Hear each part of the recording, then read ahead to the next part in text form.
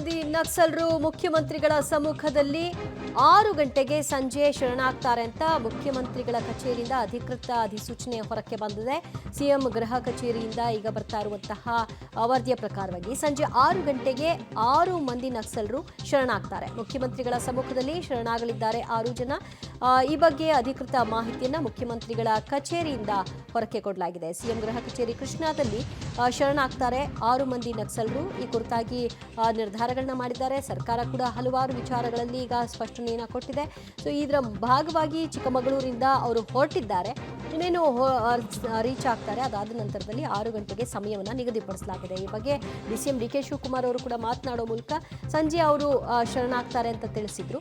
ಅದರಂತೆ ಈಗ ಮುಖ್ಯಮಂತ್ರಿಗಳ ಕಚೇರಿಯಿಂದ ಅಧಿಕೃತ ಮಾಹಿತಿ ಕೂಡ ಲಭ್ಯವಾಗ್ತಾ ಇದೆ. ಆ ಪ್ರಕಾರವಾಗಿ ಈ 6 ಮಂದಿ ನಕ್ಸಲರೇನಿದ್ದಾರೆ ಅವರೆಲ್ಲರೂ ಕೂಡ ಮುಖ್ಯಮಂತ್ರಿಗಳ ಗೃಹ ಕಚೇರಿ ಕೃಷ್ಣಾದಲ್ಲಿ ಶರಣಾಗತಿ ಪ್ರಕ್ರಿಯೆಗಳು ನಡೆಯುತ್ತೆ.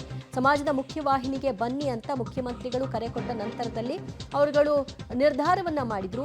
ಅದು ಇವತ್ತಿಗೆ ದಿನಾಂಕ ಕೂಡ ಫಿಕ್ಸ್ ಆಗಿತ್ತು. ಸಂಜೆ 6 ಗಂಟೆಗೆ ಶರಣಾಗ್ತಾರೆ ಅಂತ ಮಾಹಿತಿ ಕೂಡ ಇದೆ.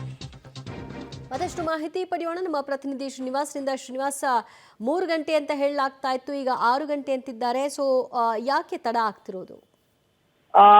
ದಿವ್ಯಾ, ತಡ ಯಾಕೆ ಆಗ್ತಿದೆ ಅನ್ನುವಂತ ಮಾಹಿತಿಗಳು ಗೊತ್ತಿಲ್ಲ. ಆದ್ರೆ ಸಿಎಂ ಕಚೇರಿಯಿಂದ ಅಧಿಕೃತವಾಗಿ ಮಾಹಿತಿಗಳು ಲಭ್ಯವಾಗಿದ್ದಾವೆ.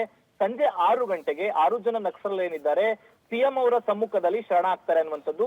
ಮುಂದಿನ ಪ್ರಕ್ರಿಯೆಗಳು ಯಾವ ರೀತಿ ಇರಬೇಕು ಅನ್ನುವಂಥದ್ದನ್ನ ಕಾನೂನು ಇಲಾಖೆ ನೋಡ್ಕೊಳ್ಳುತ್ತೆ, ಪೊಲೀಸ್ ಇಲಾಖೆ ನೋಡ್ಕೊಳ್ಳುತ್ತೆ. ಆದ್ರೆ ಈಗ ಮಾಹಿತಿಗಳ ಪ್ರಕಾರ ಸಿಎಂ ಅವರ ಸಮ್ಮುಖದಲ್ಲಿ 6 ಜನ ನಕ್ಸಲರೇನಿದ್ದಾರೆ ಅವರು ಶರಣಾಗ್ತಾರೆ ಸಂಜೆ 6 ಗಂಟೆಗೆ ಅನ್ನುವಂತ ಮಾಹಿತಿಗಳು ಸಿಎಂ ಕಚೇರಿಯಿಂದ ಬಂದಿರುವಂತದ್ದು. ದಿವ್ಯಾ, ಥ್ಯಾಂಕ್ ಯು ಶ್ರೀನಿವಾಸ್ ನಿಮ್ಮೆಲ್ಲ ಮಾಹಿತಿಗೆ.